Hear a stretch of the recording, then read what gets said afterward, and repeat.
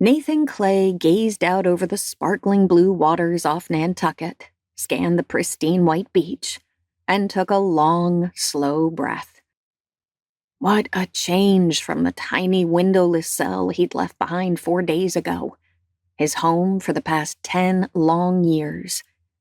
The juxtaposition was surreal.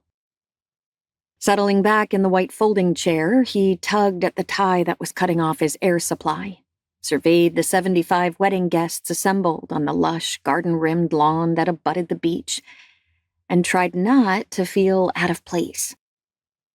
It was a losing battle. What were the odds anyone else in this high-class group had served time in prison? Certainly not the Supreme Court Justice on the other side of the aisle, who was a longtime friend of the Morgan family. The family his sister Marcy would be marrying into in just a few minutes. Talk about moving up in the world. But she deserved it. Marcy had worked hard to build a better life, to rise above their tough upbringing. Too bad he hadn't done the same. Then again, his childhood had been even rougher than hers, or his big brother's.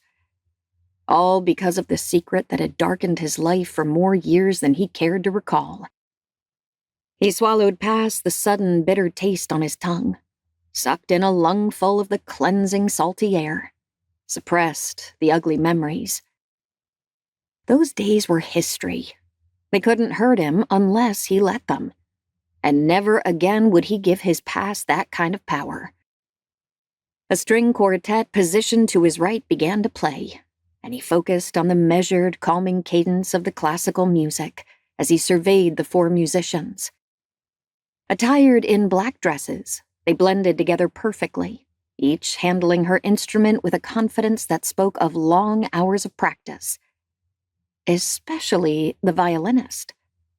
Eyes closed, she swayed slightly as she drew the bow back and forth over the strings, producing pure, clear notes that quivered with emotion. The little he knew about music wouldn't fill one of the clamshells he'd found while walking on the beach yesterday, but he did know about losing yourself in art.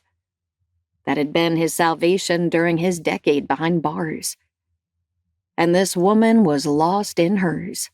The sweep of her long lashes feathering into a graceful arc against her cheeks as she wielded the bow with nimble elegance. He continued to study her as guests arrived for the ceremony,